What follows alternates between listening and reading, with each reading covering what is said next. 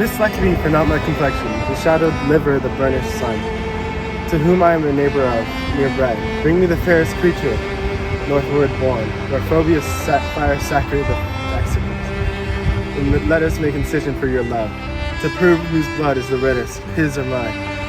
I tell thee, lady, this aspect of mine hath heard the valiant by my love, I swear, the best regarded versions of our clime.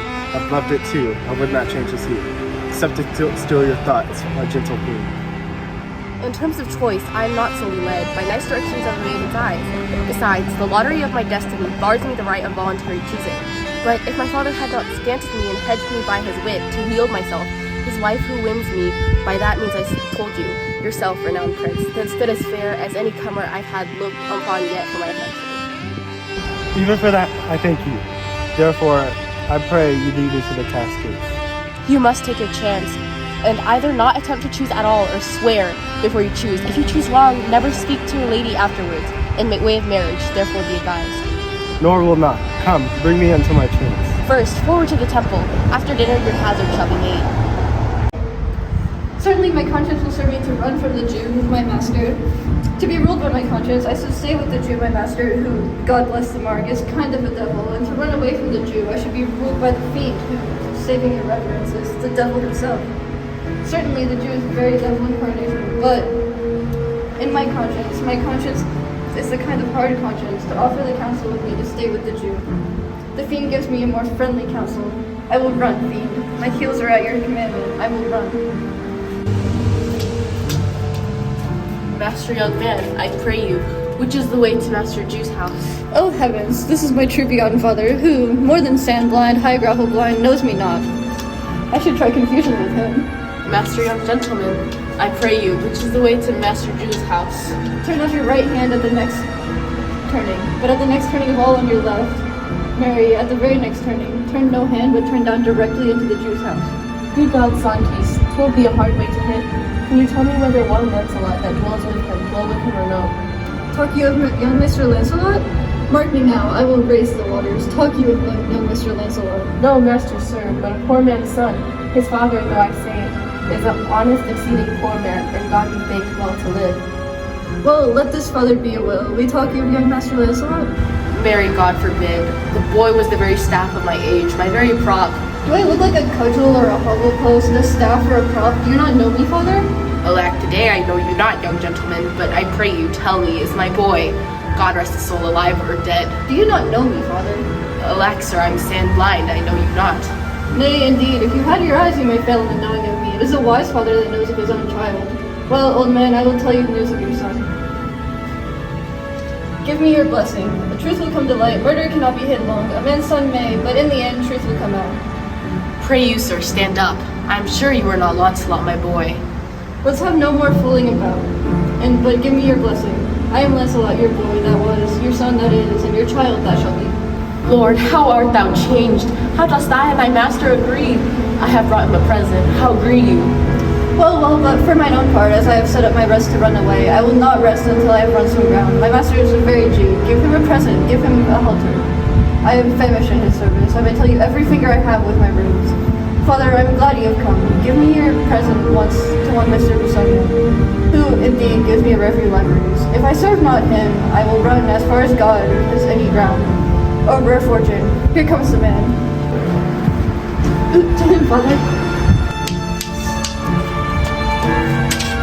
God bless your worship. Your mercery, wouldst thou off with it? Yeah, here's my son, sir, a poor boy. Not a poor boy, but the rich Jew's man. That would be, sir, as my father shall specify. He had the great infection, sir, as one would say, to serve. Indeed, the short and the long is, I serve the Jew, and I have a desire. One speak of both. What would you? Serve you, sir. That is the very defect of the matter, sir. Go, father, with thy son. Take leave of thy old master and inquire, my lodger now. Give him a livery, more better than his fellow. See it done. Father, come. I'll take my leave of the Jew in the twinkling of an eye. I pray thee, go you. These things being bought, whatever you stand in.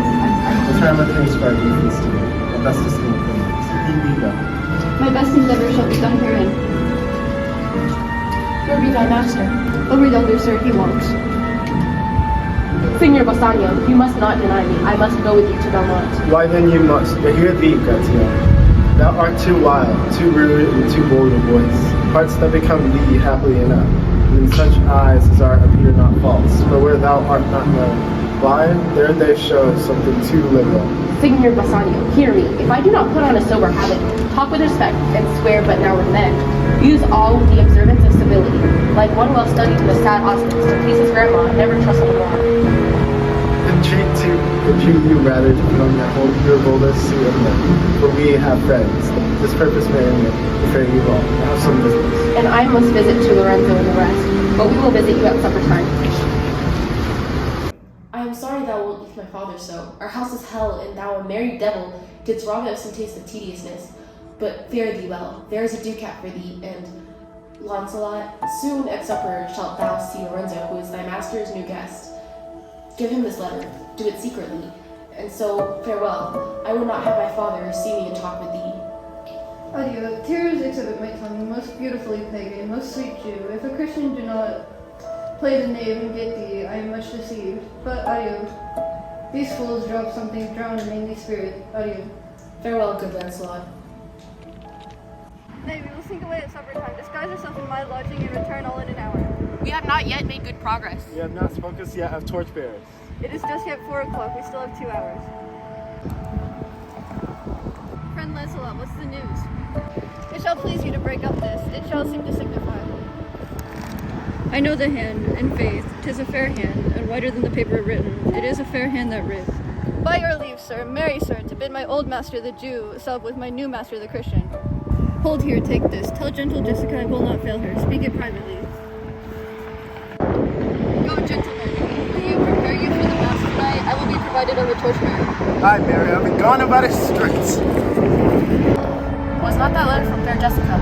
I must needs tell thee all. She hath directed how I go, and shall I take her from her father's house. What gold and jewels she is furnished with. What page suits have she hath readiness. If ever the Jew her father come to heaven, it will be for his gentle daughter's sake, and never dare misfortune cross her foot, unless she has this to do it under this excuse, that she has issued to her faceless Jew. Come, go with me, pursue this as thou goest. Fair Jessica shall be my torchbearer. Thou shalt see, with thy own eyes, the difference between old Shylock and Bassanio. Why, Jessica, I say. Why, Jessica? Who bid thee call? I do not bid thee call. Your worship was wont to tell me I could do nothing without bidding. Call me, what is your will? I am bid forth to supper, Jessica. My girl, look to my house. I am right loath to go.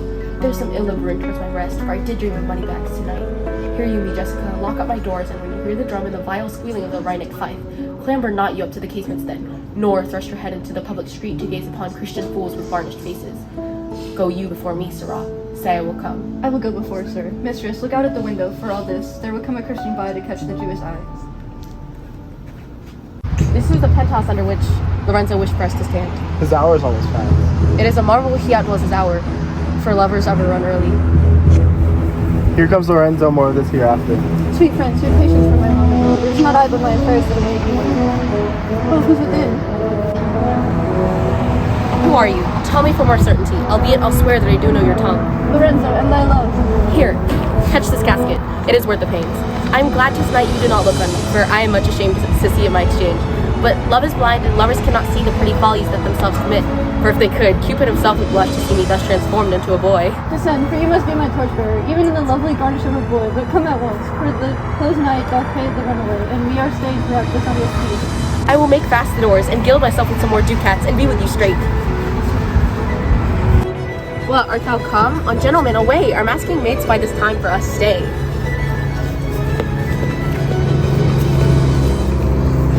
Now go, draw aside the curtains and discover the several caskets to this noble prince. Now, make your choice. The first, of gold, whose subscription bears. Who chooses me shall gain what many men desire. The second, silver, which his Primus cares. Who chooses me shall get as much as he deserves. The third, dual lead, with worn in all his one. Who chooses me shall give in hazard all he hath. How shall I know if I choose the right? The one of them contains my picture, prince. If you choose that, then I'm yours with all. I'll survey the inscriptions back again. What says this leaden casket? Who chooses me shall give aught and hazard all he hath. Must give, for what? For lead, hazard for lead, this casket threatens. But says the silver with aversion here, who chooses me shall get as much as he deserves. Pause there, Maraca, and weigh thy value with an even hand. As thou best rated by thy estimation, thou dost deserve enough, and yet enough I may not extend so far as to win. And yet to be averred of my deserving were but a weak disabling of myself, as much as I deserve. Why, thus the lady, I do in birth deserve her, and in fortunes, in graces, and in qualities of breeding. But more than these, in love I do deserve. Let's see this once more, this saying engraved in gold. Who chooses me shall gain what many men desire. Why, that's the lady. All the world desires her. From the four corners of the earth they come to kiss the shrine, this mortal breathing saint. One of these three contains her heavenly pictures. Isn't that the lead contains her? Poor damnation to think, so base a thought. It were too gross to rip her cloth in an obscure grave. Or shall I think in the silver she's immersed, being 10 times undervalued to tried gold? Oh, a sinful thought. Never so rich a gem was there set in worse than gold. They have in England a coin that bears the figure of an angel, stamped in gold, with us sculpted upon. But here an angel in a golden bed lies all within. Deliver me the key. Here I do choose, and thrive as I may. Take it, Prince. And if my form lie there, then I'm yours.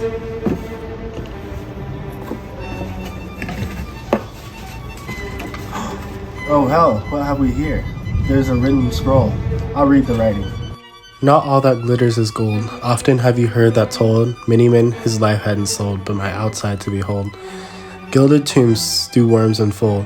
Have you been as wise as bold? Young in limbs is judgment old.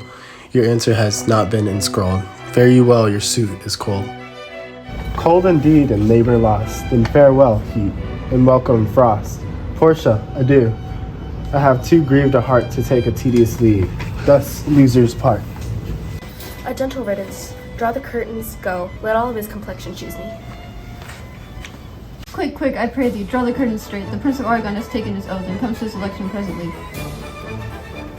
Behold, there stand the caskets, noble prince. If you choose that wherein I am contained, straight shall the nuptial rites be solemnized. But if you fail without more speech, my lord, you must be gone from hence immediately. I am enjoined by oath to observe 3 things. First, never to unfold to anyone which casket was I chose.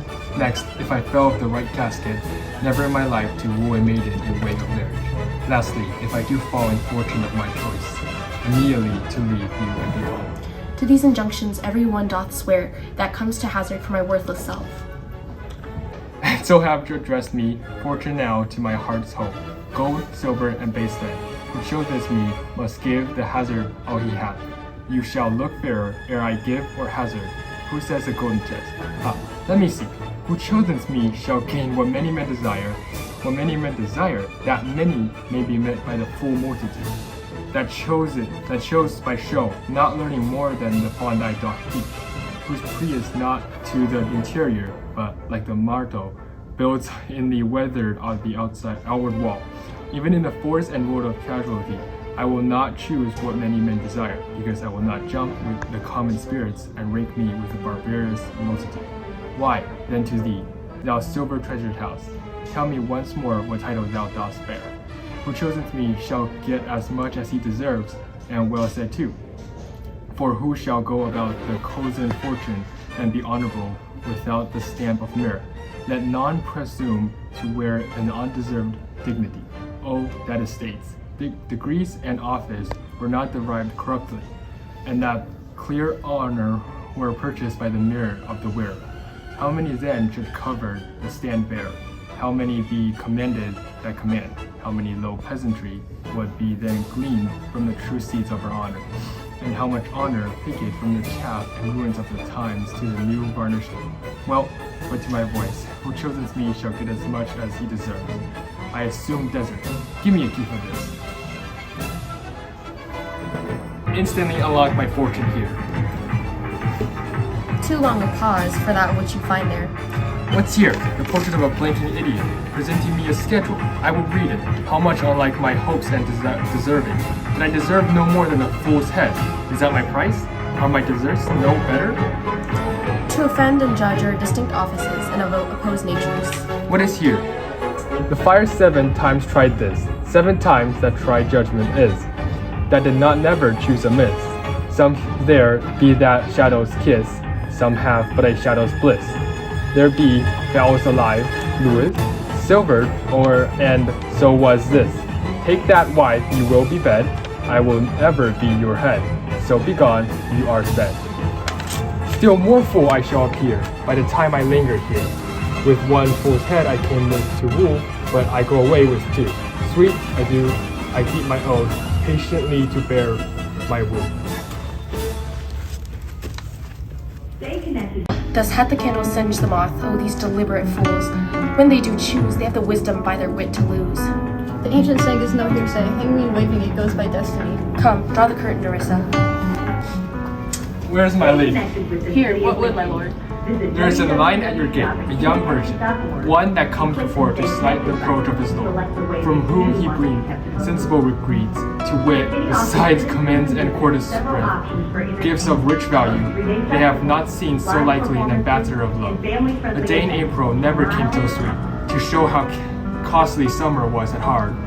This foresponder come before his lord. No more, I pray thee. I am half afeard thou wilt say, anon has some kin to thee.